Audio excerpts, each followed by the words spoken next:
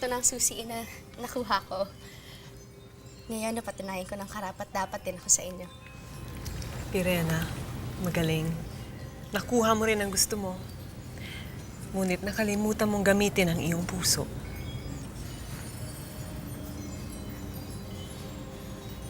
Ano hong ibig sabihin niya? Hindi itong susi ang itinutukoy ni Imaw. Isang bugtong ang ibinigay kong pagsubok sa inyo. Ngunit ang tunay na kapangyarihan ng mga diwata ay ang nagbabantay sa 4 na brilyante ng Encantadia.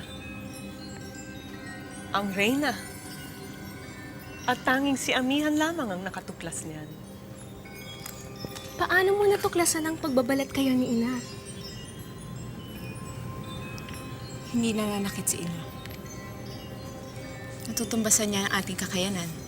At higit sa lahat, kahit ano pa ang maging anyo niya, lumalabas pa rin ang pagiging ina niya.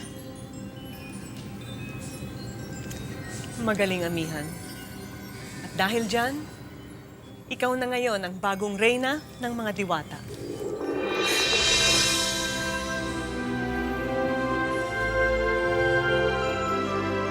Hindi! Isang malaking pandaraya ang nangyari. Niloko mo ako. Hindi si Amihan ang nanalo kundi ako.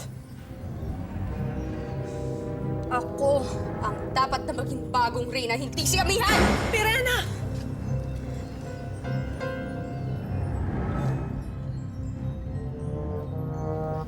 Ano na to, Pirena? Hindi ka ba talaga titigil hanggat hindi mo ako napapatay? Ha? Pikon na ako sa'yo, Pirena. Pwede ba? Tigilan ninyo yan! Tama na! Pirena, hindi mo kailangan magalit kay Amihan dahil siya ang totoong nanalo. Hindi. Niloloko mo lang ako. Dahil alam kong ayaw mo talaga ako maging bagong Reyna. Pirena, Narinig ko mo sabi ni Imaw. Narinig ko nang sabihin mo sa kanya ayaw mo akong maging Reyna. Kaya hindi ako nagtataka kung hindi mo kilalanin ang aking pagkapanalo.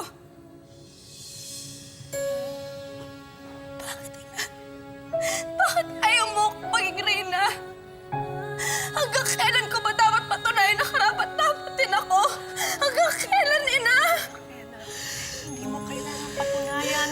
Maniwala ka sa akin, mas maiging hindi ikaw ang maging Reyna. Sa anong dahilan? Bakit nga?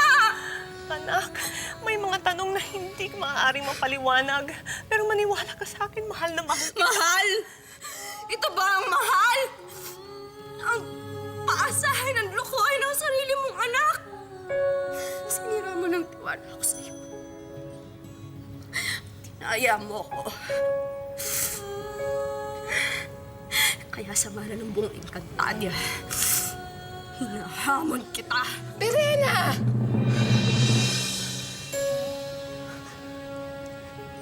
Kakalabanin mo ko. Kapag ikaw ang nanalo, papayag akong pasakot kay Amihan. Pero pag nagtalo kita,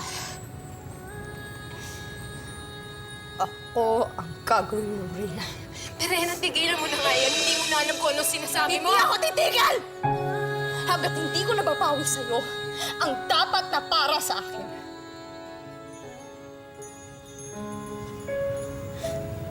Kaya ako mag-atake.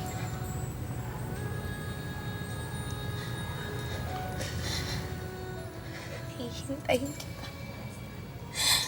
At hindi na ako muling magpapalaya pa sa'yo.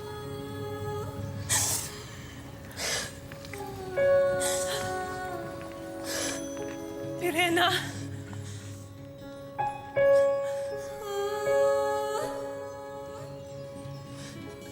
Pirena!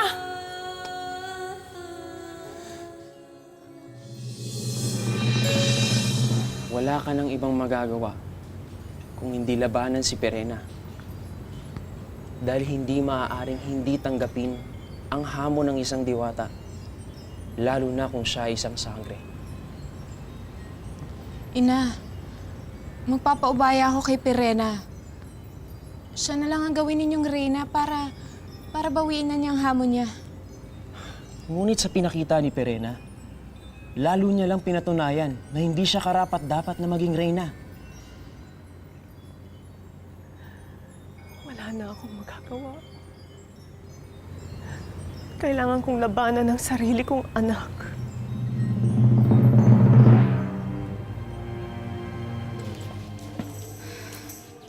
Tama ang ginawa mo, Pirena. Hindi ka dapat magpaubaya. Tama lang na hinamon mo ang iyong ina. Pero paano ko siya lalabanan? May kapangyarihan ka. Ano bang kapangyarihan namin magkakapatid? Meron din ang aming inang reyna. Ang mga brilyante. Kunin mo ang mga brilyante. Yun ang gamitin mo laban sa iyong ina.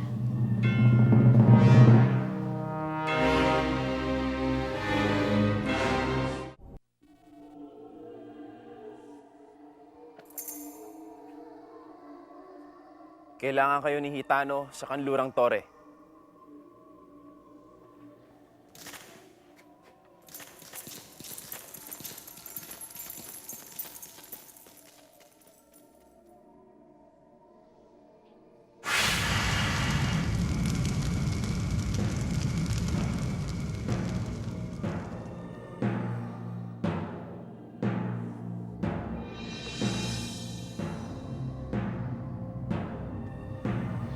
Mapapasakin ka rin. Pero hindi ikaw ang sinadya kong